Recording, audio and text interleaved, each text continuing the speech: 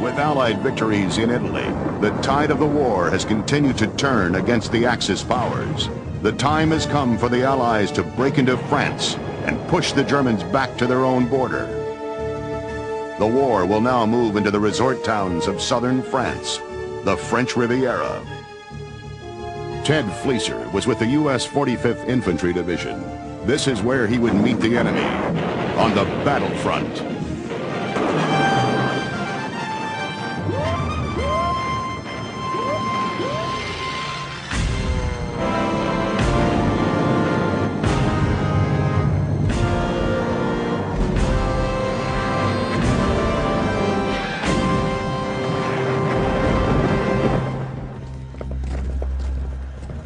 Since 1943, with Allied victories in Italy, German troops have been reassigned to shore up defenses in France and Germany. The D-Day landings at Normandy bring Allied armies right into France.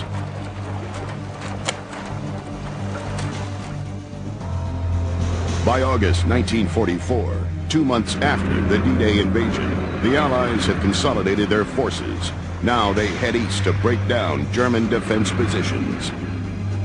The further the Allies drive into France, the more vulnerable they become. To protect themselves, a secondary offensive is ordered, the invasion of southern France.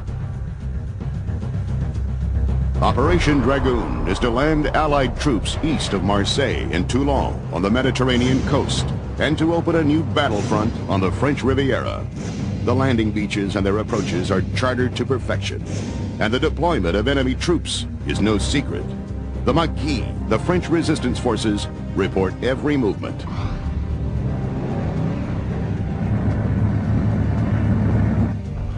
Three American and 2 French divisions are withdrawn from Italy. These will become the nucleus of the invasion force. They are rolled into the 7th Army under the leadership of Lieutenant General Alexander Patch. To minimize the continuing problem of inter-service rivalries, the entire assault command is given headquarters aboard one ship, the USS Catoctin. On board for the invasion is a veteran who has just recovered from injuries he received at Anzio, Corporal Ted Fleeser with the 1st Ranger Battalion. After securing Rome, we prepared for southern France, since the function of the 1st Special Service Force, which was part of the 1st Allied Airborne Task Force, was to take out, prior to the main landings, a couple of islands off of Toulon. They had the coastal defense guns on these islands, which would have impeded the landing. This company was unique in the 1st Special Service Force in that it was an all-Ranger company absorbed as a unit into the force. So they were all men who had been in action, at least in Sicily.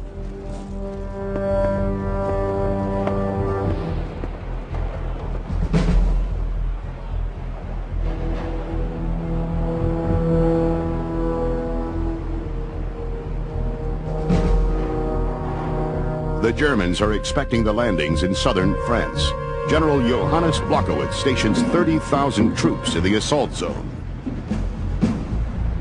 They are ordered to hold the invaders for a few days until the Allies have tipped off their main landing area. Then 200,000 more German troops will move in to counterattack. It was quite secure. They also had guns to fire out to sea, of course. Retractable cupolas for their forward observers. Their accommodations were quite luxurious. As Wehrmacht combat troops are deployed throughout key defense sectors, various support units are alerted to move to southern France. Well, wherever you have a mechanized army, you have to have support units to keep the tanks rolling. Military equipment takes a beating, and it takes support services, it takes technicians. The support units also experimented with weaponry, trying to figure out ways to use ordinary machines as lethal weapons, and they actually came up with a remote-controlled anti-tank device.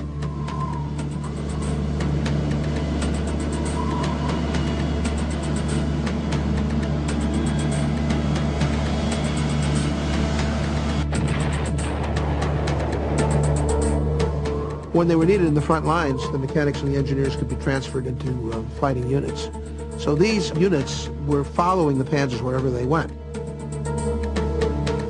The Germans were very anxious to keep the population and the army from knowing just how precarious the situation was, so they were never told what was going on. But when they got to France and they found that things were not going well, many of these were young men who had never been out of Germany before in their lives, but many of them had fathers who had fought in World War I and been killed in World War I or earlier in World War II, and they knew all too well that the risk was that they might wind up the same way.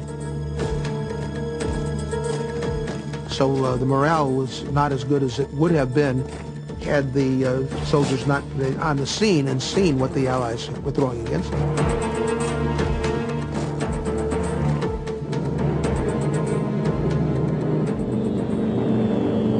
There is no hope of surprising the Germans, but efforts are made to keep the exact landing sector a secret.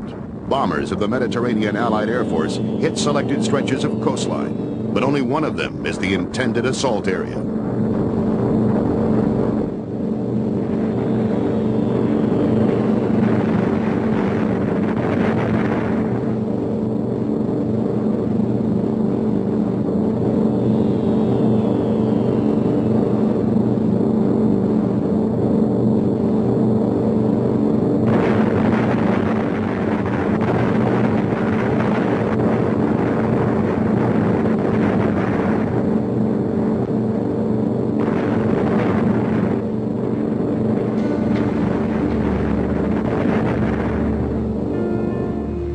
August 14th, the main convoys pass between the islands of Corsica and Sardinia.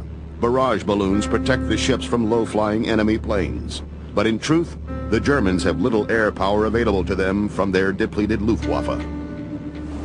At dusk, the ships change course and head for their destination, Toulon and Cannes.